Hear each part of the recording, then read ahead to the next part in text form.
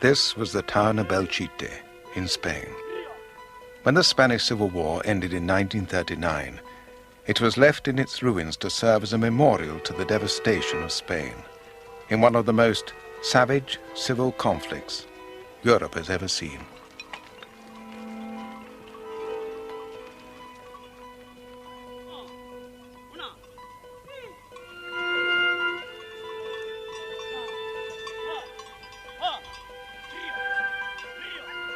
The Civil War lasted from 1936 to 1939. It cost perhaps 500,000 lives. It ruined cities, towns and villages. For some, the victors, it was a crusade against godless revolution. For others, the defeated, it was a struggle against the forces of reaction that had oppressed Spain for generations.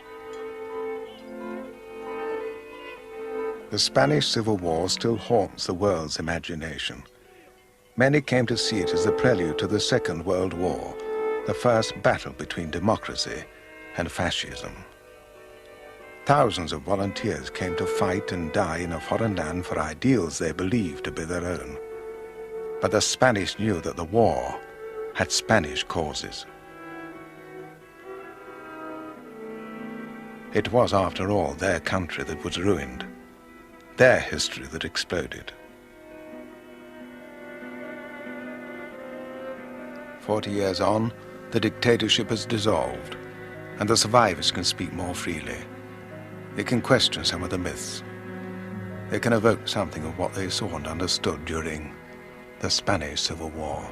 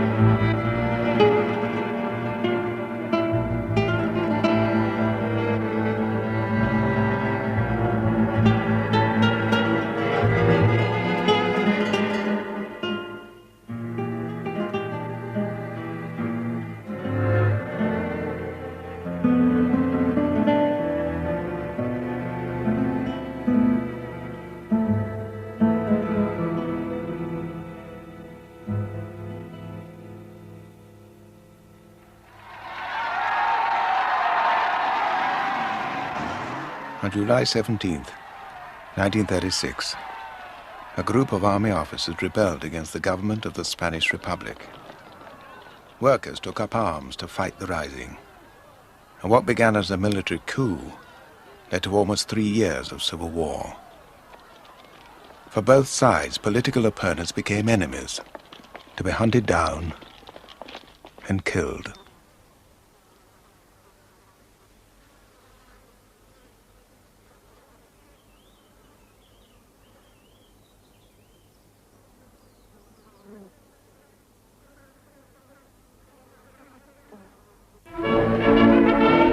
The Republic, La Niña Bonita, the beautiful girl. 5 years before the Civil War, joyful demonstrations throughout Spain greeted the proclamation of the Republic.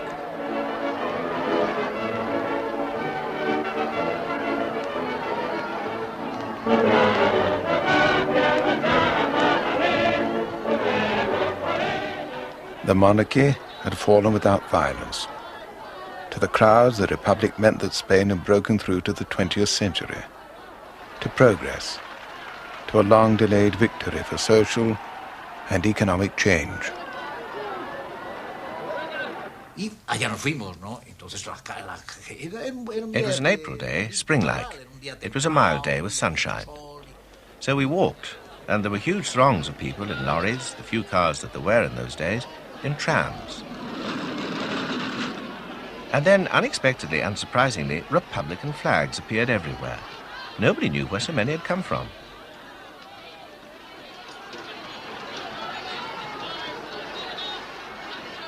While the crowds rejoiced, King Alfonso was spending his final hours in the royal palace.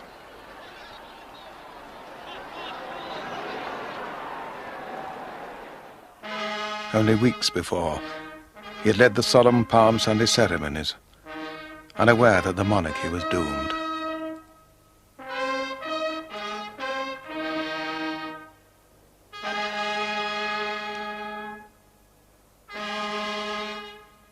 Over the years, one part of Spanish society after another had lost faith in the monarchy. The middle class despised Alfonso XIII for tolerating a 7-year military dictatorship. The ruling classes now feared the king could no longer protect them. And for the workers out on the streets that day, the monarchy was the clamp, holding an oppressive system together. 2 days before, on April the 12th, royalist parties were heavily defeated in local elections. Suddenly the king understood his own isolation. While Spain rejoiced, he went unresisting into exile. The king was replaced by a government of mostly middle-class liberals, but their plans for an advanced democracy were out of step with history. Elsewhere in Europe, liberalism was weakened by economic depression, poisoned by dictatorship. The government was releasing huge forces in this tightly repressed society, the class hatreds of the agrarian poor and of the rapidly growing working class. Yet these Republican optimists and their socialist allies thought that orderly reforms would soon transform the nation.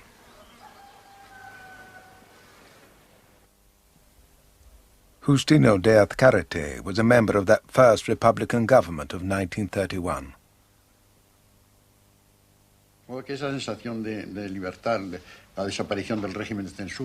There was this feeling of freedom. For many years, publications had been subject to censorship and academic freedom had been restricted. Now there was a general trend towards freedom, and also new laws to create a social and economic order that would be more just and more egalitarian. The farm laborers and the industrial workers, underpaid, almost unprotected, and frequently unemployed, hoped that the Republic would immediately end exploitation and break the power of the old ruling classes.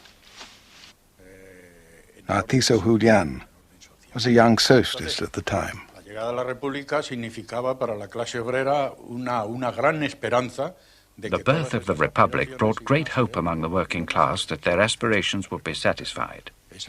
That was the main feeling among industrial workers and peasants.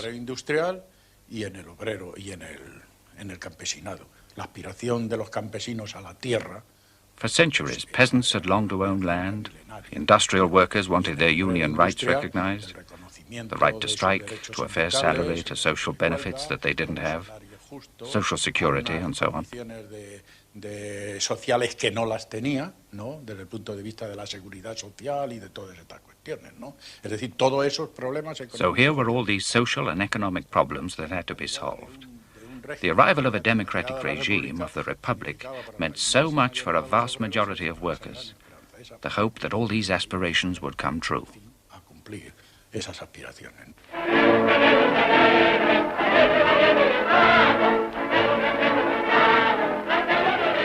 For many, the Republic seemed already the revolution. But the Republic's leaders knew that under the new political surface, the pillars of the old society remained untouched. A powerful and deeply conservative church hostile to change. An army accustomed to having the last word in politics. A possessing class determined to defend its privileges. Southern Spain, above all, was an area of big estates, rich landowners. Many were hated by the landless farm laborers, nearly 750,000 of them for whom daily survival was a struggle. On the one side there was a huge number of impoverished laborers, and on the other a few landowners. And this meant tremendous humiliation, to the point where laborers here were hired as though they were cattle in a market. una especie como si fuese un mercado de ganado. Porque aquello era casi una esclavitud. It was virtual slavery because there were no fixed wages. They paid what they wanted to pay. In many families, children went to bed hungry because you didn't get paid enough. You weren't paid enough for subsistence.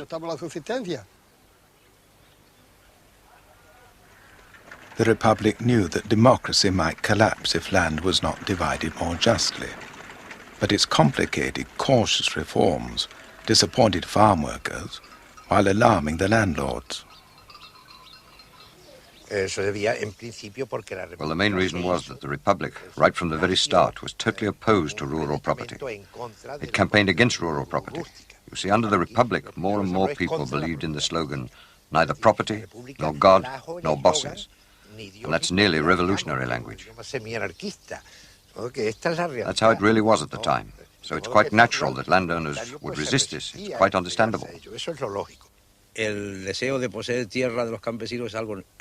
landless have an inborn desire to own land, so the Republican propaganda about land reform raised a lot of interest and immediate support. They felt very frustrated when reform didn't take place. So much so that they then tried to grab land. Well, they not only tried, they did occupy land. The landless poor were impatient to take over the fields that the Republic hesitated to give them. Was there a chance for gradual change without violence? One land reform official, José Vergara, was soon disillusioned. Yo creo efectivamente que es imposible hacer una reforma agraria sin revolución.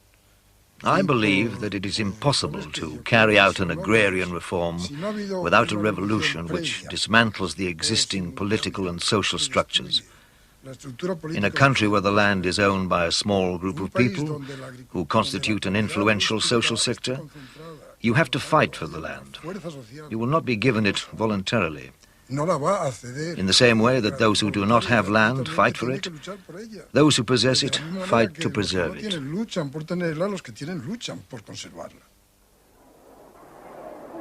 The turmoil in the countryside challenged the fabric of society and the church. Farm workers, like the urban poor, often saw the priest as the ally of the landowner or the factory owner.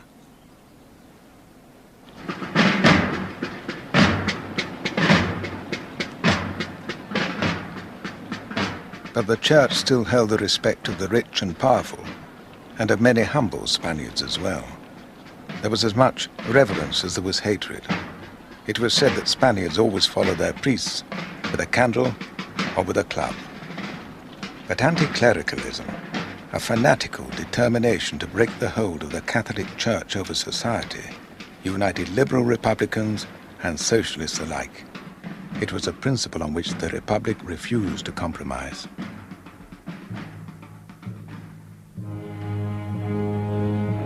Less than a month after the proclamation of the Republic, this resentment against the Church erupted in violence.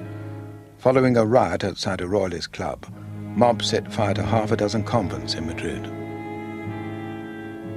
Those were the churches where we had gone to Mass, had our first communion, and been baptized.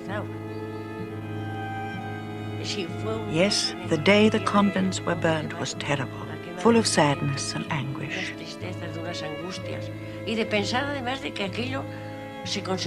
Our feelings were aggravated by the knowledge that it was being condoned.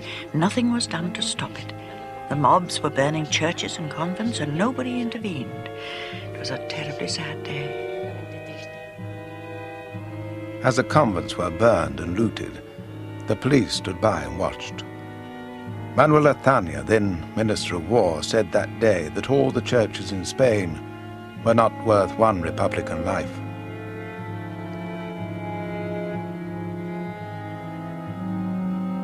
Words like these were never forgotten or forgiven.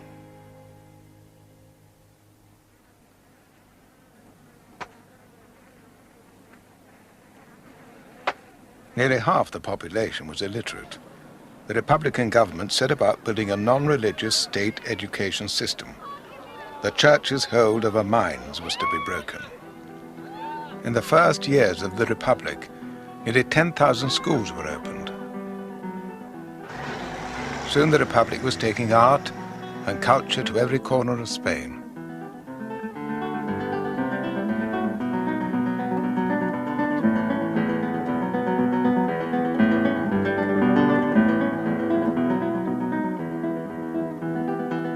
La Barraca was part of this offensive. The Spanish intellectuals were eager to act as the Republic's missionaries of enlightenment.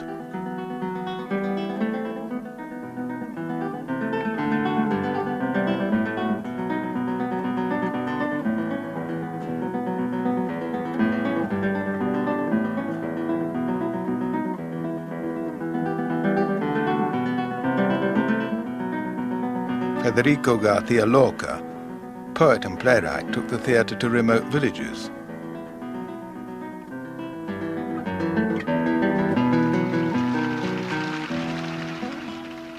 In Calderón's classic, Life is a Dream, Lorca played the part of the shadow.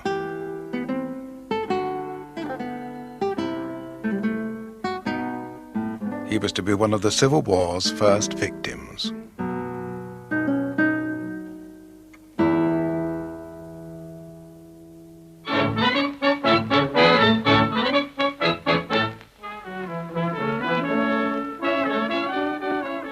This cultural upsurge also gave fresh energy to regions which felt themselves distinct from the rest of Spain.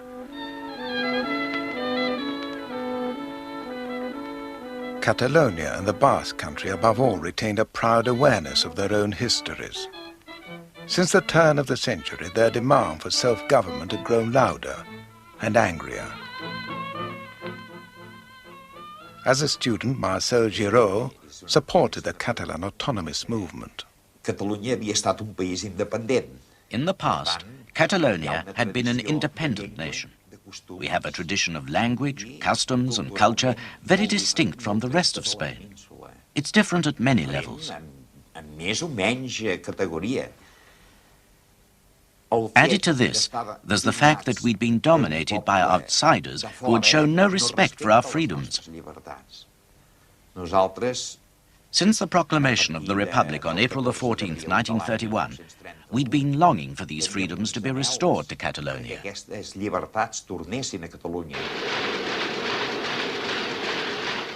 Like the Basques, the Catalans were more industrialized and prosperous than the rest of the country. Yet they had been stifling under the backward, over-centralized rule of Madrid.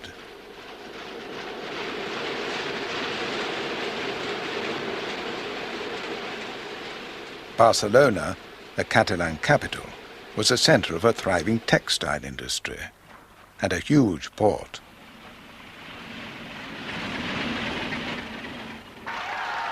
The Republic soon granted Catalonia home rule. The Catalans were encouraged to assert their national identity even more strongly.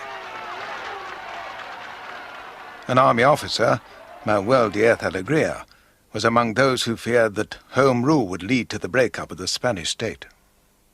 The Catalans made silly mistakes, such as bothering people who went to Catalonia, telling visitors that they had to speak Catalan, things like that. All this created the impression that they might destroy the unity of the nation, given that they didn't hesitate to proclaim their separatist motives.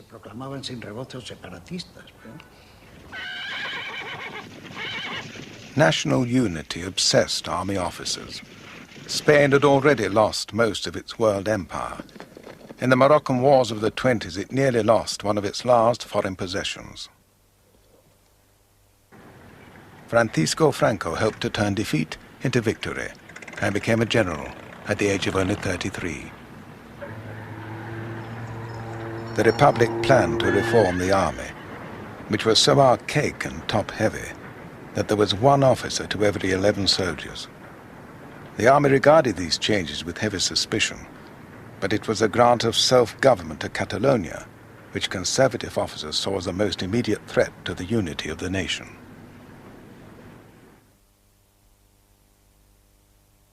August 10th, 1932. General Sanjurjo led an unsuccessful rising against the government.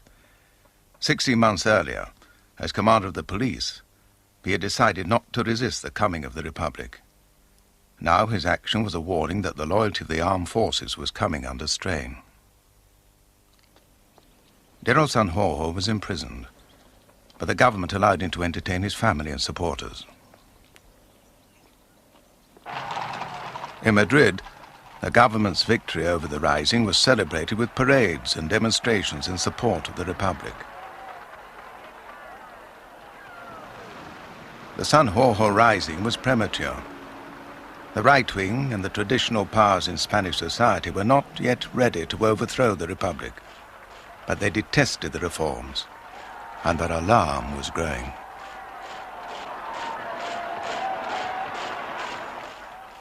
On the left, too, disillusionment was spreading. The hungry, the landless, the unemployed, and the underpaid were beginning to confront the state openly. One source of this left-wing opposition was anarchism, gathered round its trade union, the CNT, born during the bloody social conflicts of Barcelona in the early years of the century. The CNT's creed was anarcho-syndicalism, the belief that revolution would lead to total worker self-management. Although the anarchist movement had weakened in the rest of Europe, in Spain it had prospered. By 1932, the CNT claimed over 1 million members.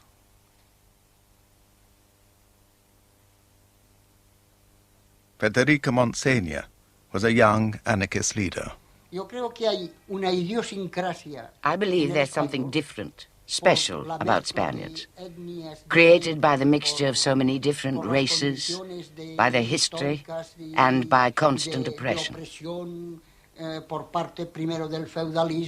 They were oppressed first by feudalism, then by an all-powerful bourgeoisie, by an army that has always cast its long shadow over Spain, by the pressure of the church. And all of this has created a constant spirit of rebellion among Spaniards. It has driven them towards ideas of emancipation, towards revolutionary concepts of society and of life. When the Republic was proclaimed in 1931, the anarchists declared, "We remain in open war with the state." They rejected all governments, monarchies or republics. They fought for a society of equal, cooperating human beings, freed from the curses of private property, God, and bosses. In Spain, extremes of poverty created a climate ripe for revolutionary violence.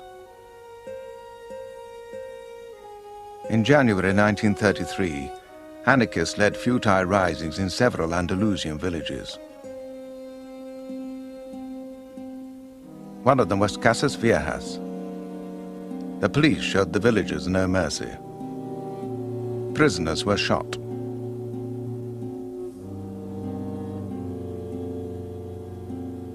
One house defended by anarchists was set alight, and the occupants died.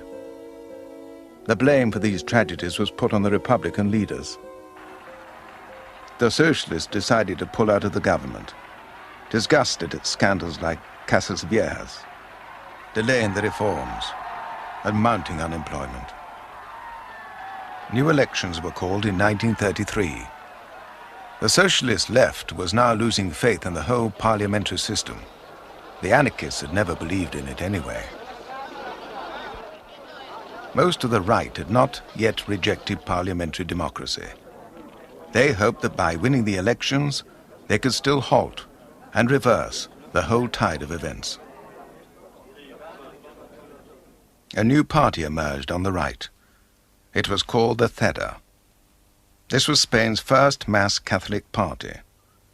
Its leader was the ambitious young José María Gil Robles, who had learned from the campaign style of the Nazis. The right wing made a supreme effort to bring out its voters. It was helped by women who were voting for the first time.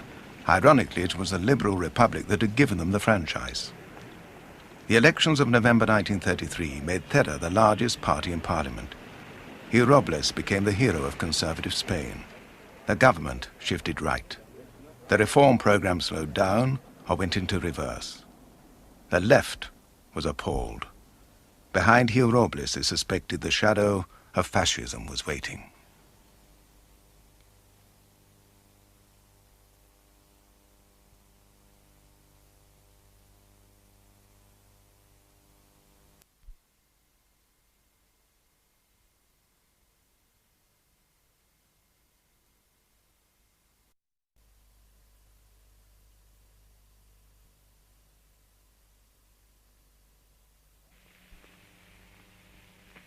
Che oggi il popolo italiano e il regime fascista sono una unità compatta, infrangibile, formidabile, che può sfidare come sfida tutti i suoi nemici e anche lanciare del stesso.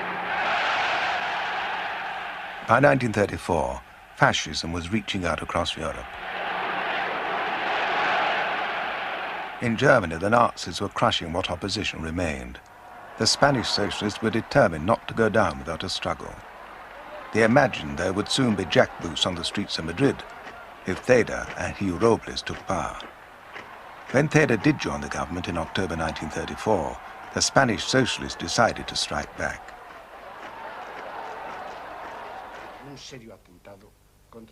Socrates Gómez was a member of the socialist youth.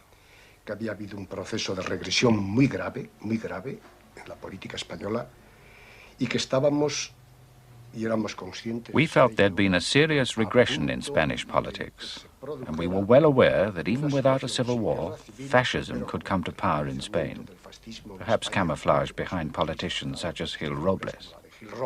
And this is what led us to strike. Y eso nos aconsejó el ir al movimiento huelguístico.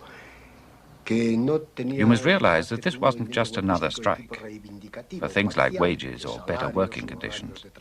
This was a revolutionary strike, and our aim was to overthrow the government and take power. The socialists summoned the workers to rise against the elected government, but the insurrection was easily defeated everywhere, except in the northern mining district of Asturias. There, the whole left for once united in rebellion. Socialists and anarchists, communists and Trotskyists seized control and declared the revolution.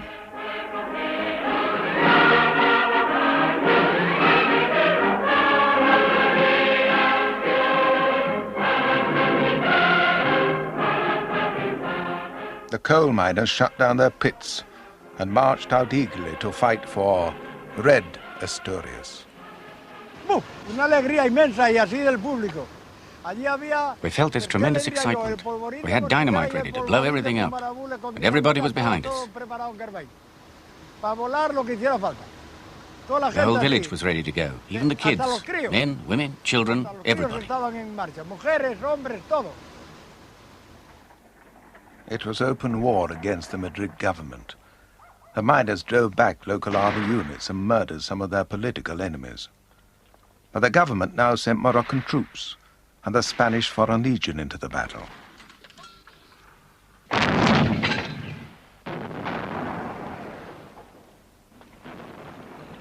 A fortnight after it had begun, the Asturias Rising had been broken.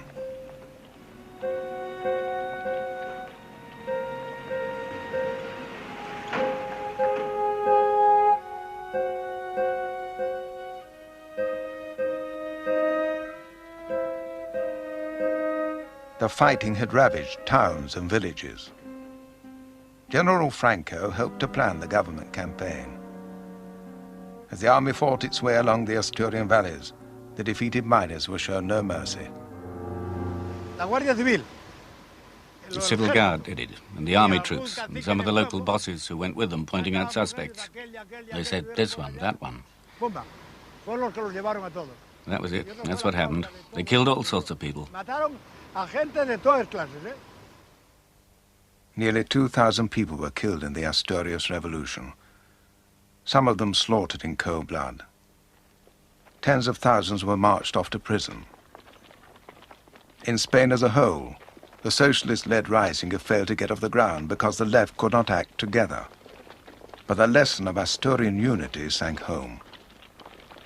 Over the next 2 years, the left drew closer together as the government imprisoned opposition leaders and demolished their reforms. In 1936, with elections approaching once more, most of the left united in a popular front. The anarchists did not join, but supported the Popular Front in order to rescue their own imprisoned supporters. On the right, Gil Robles launched a noisy, confident campaign. He claimed that he alone stood between Spain and a murderous Bolshevik revolution.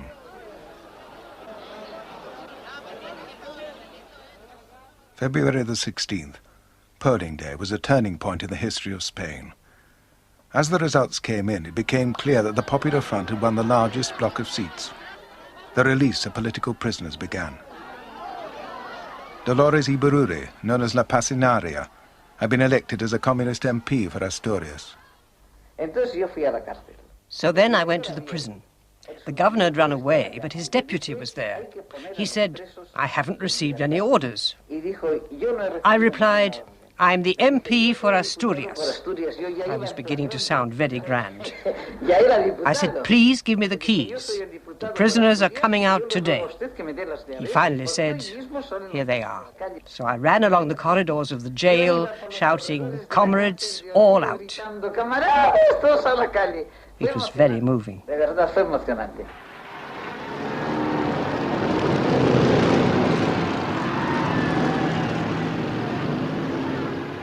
All Barcelona turned out for the return from prison of Luis Companys, Catalonia's president. The working class parties refused to join the government, and left Republicans were now trapped between the panic of conservative Spaniards and the excited hopes of the workers. Strikes and land seizures broke out as workers tried to win back what had been lost in the last 2 years. As the prisoners marched out into the fresh air, the right concluded that Gil Robles' parliamentary politics had let them down. Conservative hopes now followed a new star, José Calvo Sotelo. But for some, the time for parliamentary compromise had already passed. Tomás Garicano Ngoni was a young conservative officer. I was not a member of any political party, but we felt there was no way out. As Gil Robles wrote later, peace was not possible. For me, this was only too true. And there's something else, perhaps too embarrassing to recall, but that one has to admit. At that time, we couldn't stand each other. Divisions and tensions had reached such a point that even seeing a socialist, not to mention a communist, was the same as seeing the devil. Some 15,000 members of Gil Robles' youth movement defected and went over to the Falange, Spain's own fascist party, which had been founded by José Antonio Primo de Rivera in 1933.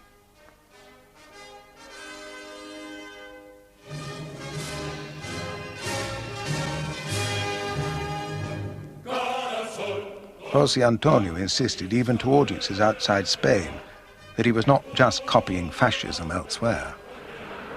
The movement we are initiating in Spain is not a copy of any foreign movement.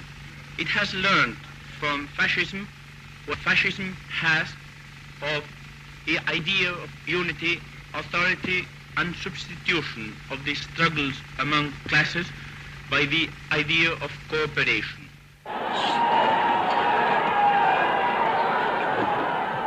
The climate of violence allowed the Falange to flourish. José Antonio was arrested, and the Falange was banned. But they had helped to ensure that rioting and political murder became predictable when left and right collided.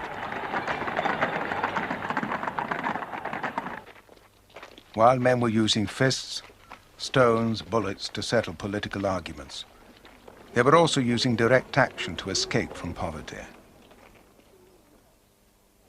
On the dry hills of Estremadura, the patience of the farm laborers now snapped.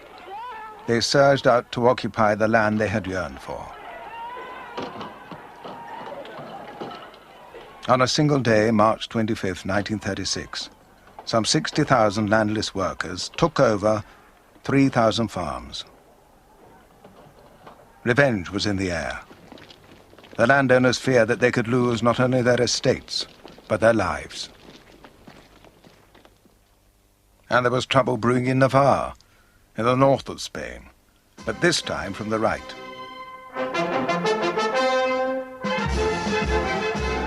The Carlists were traditional monarchists, whose catechism was God, fatherland and king, their own Carlist king. Fanatically religious, they were locked into a medieval view of the world. The Carlists had rebelled against a liberal monarchy in the 19th century. Now they were eager to overthrow this godless Red Republic. Amid the growing breakdown in law and order, some army officers resolved that they must act. The government had sensed the danger and posted some of the most disaffected generals away from the mainland. General Franco was sent to the Canary Isles. But General Mola was unwisely posted to Pamplona in the Carlist country. From here, Mola, El Director, began the secret organization of the plot. At first, Mola encountered reluctance among some key figures. He had assigned to General Franco the job of launching the rising in Spanish Morocco. Franco would take command of the Moors and foreign legionaries he had led in the 1920s. But Franco hesitated to commit himself. Ramon Serrano Suñer was Franco's brother-in-law.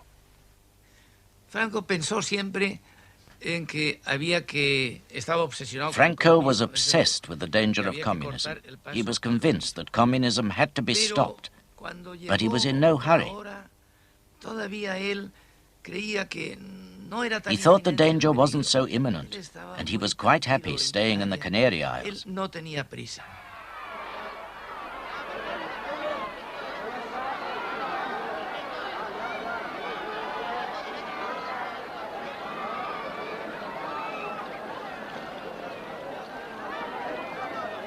May 1st, 1936. The parade was intended to show the Republic's enemies that the left had overwhelming strength.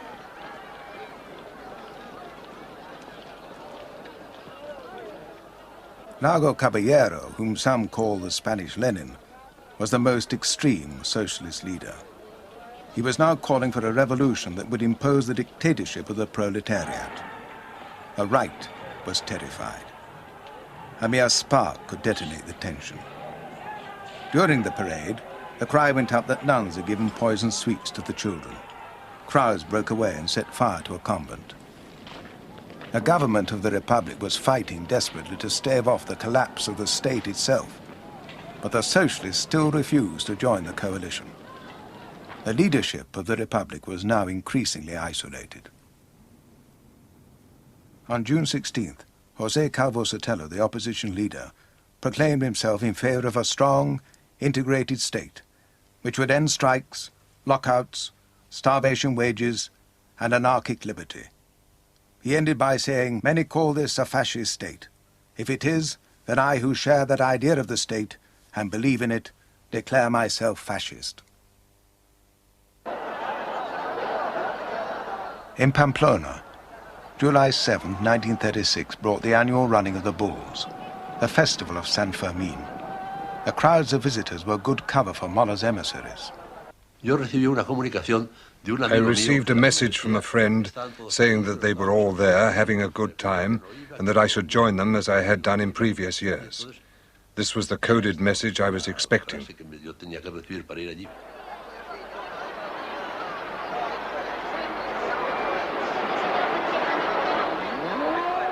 As the bulls plunged about the ring, Mola and his plotters were solving their last problems. The rising had been postponed, as the Carlists squabbled about which flag they should march under, and some army officers still refused to betray the Republic.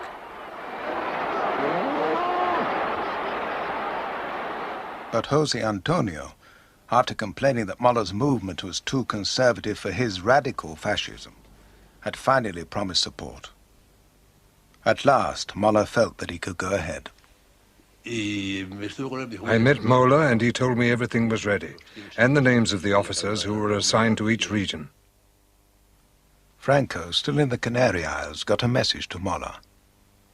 In the first days of July, July the 6th or 7th, Franco had sent a message to Mola, written on a piece of paper carried by a woman in her belt, saying, "Geography, Tetuan, insufficient." Franco, devious and prudent, was still calculating his own chances.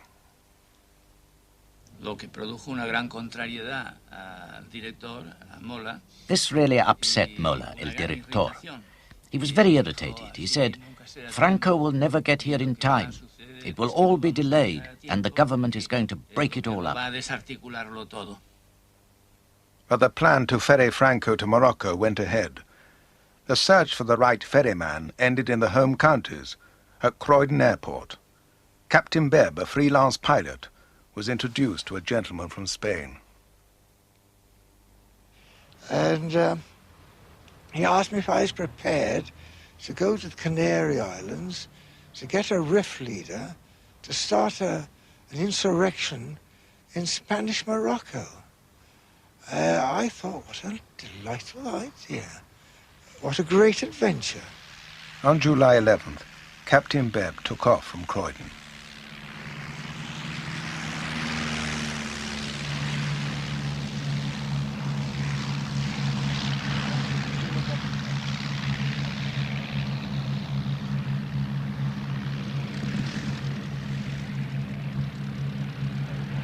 By the night of the 12th, he had got as far as Casablanca on his way to the Canary Isles.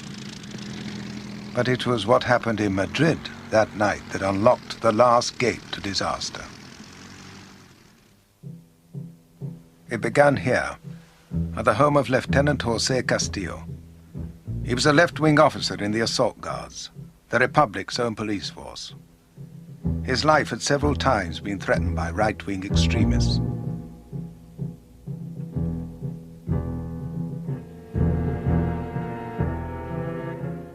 It was nearly 9:30 at night. Castillo was leaving home to go on duty at the police station, no more than a 10-minute walk.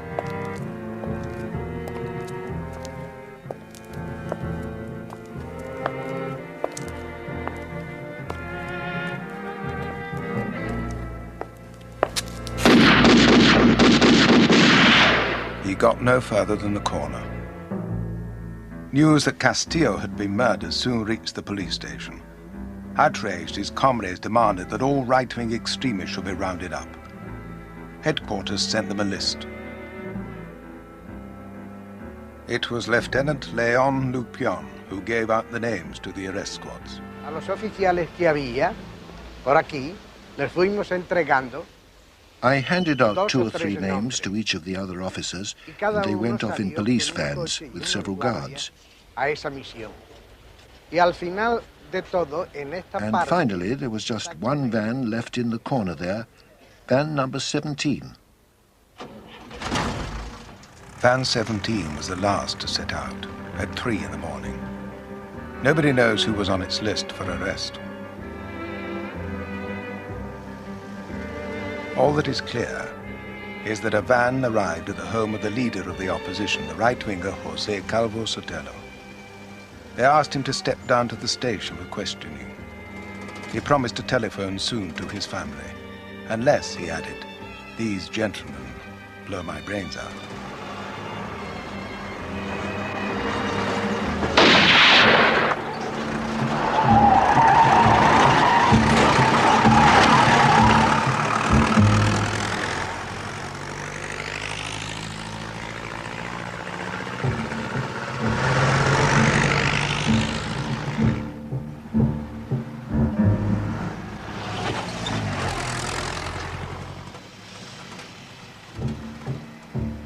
His dead body was dumped at the gate of the East Cemetery. It was not the authorities who had ordered his arrest, but there was no way the government could escape the blame. The leader of the opposition had been assassinated in the custody of the government's own special police. The Calvo Sotelo murder brought the fury of conservative Spaniards to its peak. Its timing, a malign coincidence, offered the army plot mass support at a crucial moment. Entonces, todas las dudas y vacilaciones que aún existían. It was then that all the doubts and hesitation about whether to call the uprising immediately or to wait for the disintegration to spread so that we would be more justified, all those doubts disappeared. Within hours of the murder, Muller dispatched a coded telegram. It read, "On the 15th last, at 4 a.m., Helen gave birth to a beautiful child. Hidden here were the date, time and place of the uprising. July 18th, at 5 a.m., in Morocco." The Republican government knew that Spain was close to explosion, but it failed to take seriously the approaching spark, the military uprising. The left knew all too well what was coming, and the workers were already garrisoning party and trade union offices. At midnight, the socialist leader, Indalecio Prieto, with some of his colleagues, met the Prime Minister, Casares Quiroga. They begged him to arm the people, but Casares thought this would fling away the last hopes of law and order. He refused. At dawn, on July 14th, Captain Bebb took off from Casablanca. Destination, the Canary Isles. That same morning, the funerals of Castillo and Calvo Sotelo took place. Clenched fists for Castillo's coffin. The straight-arm fascist salute for Calvo Sotelo. What remained a political middle ground in Spain was crumbling. Disaster now seemed inevitable. Juan Molina was an anarchist militant in Barcelona. We hadn't slept at home for several nights. We were grabbing what sleep we could on floors of the union and our newspaper offices. We were waiting for the inevitable. In our newspapers, we were telling our members to be prepared. Everybody was ready because we knew the coup was bound to come. Josep Tarradellas, the Catalan leader, called on the Prime Minister, but Casares Quiroga still refused to see what was about to happen. While we were chatting, news arrived of army unrest in Morocco. There were reports that some generals were about to rise, although General Franco's name still wasn't being mentioned.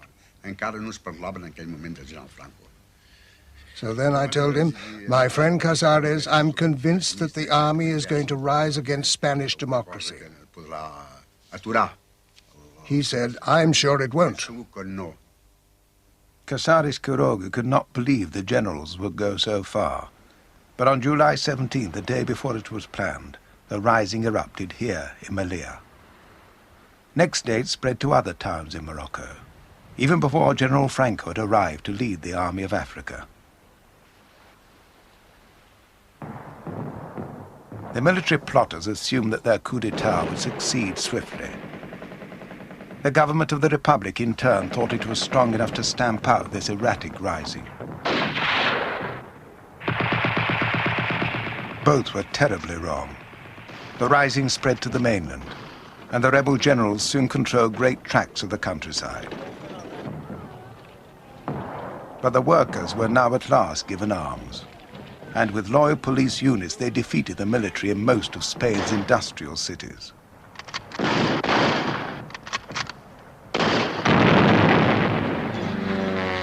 There could be no rapid victory either way.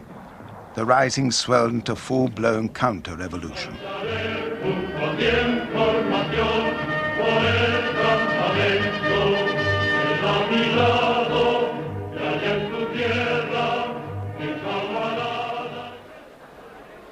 On the other side, the workers, now pouring out to the barricades, were using their rifles for a Spain which was to become not just republican, but revolutionary.